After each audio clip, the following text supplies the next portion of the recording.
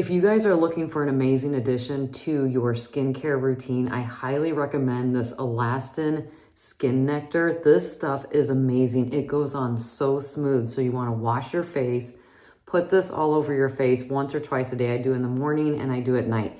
It is a pricey little sucker, but it is so worth it. So if you're doing any kind of micro needling or laser resurfacing or chemical peels, this stuff really, really helps with the recovery time in your skin, but it also helps promote the collagen in your skin, which is what we are all looking for.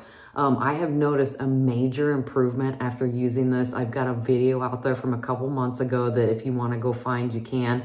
My skin looks more plump, more firm, and I've done some micro needling, and it really does help because I have a tendency to get red really easy, so my skin is really sensitive.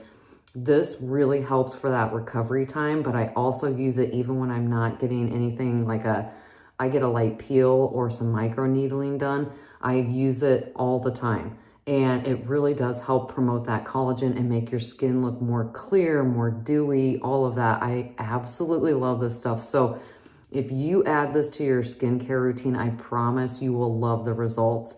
Highly recommend this product. That's my honest review. Thank you.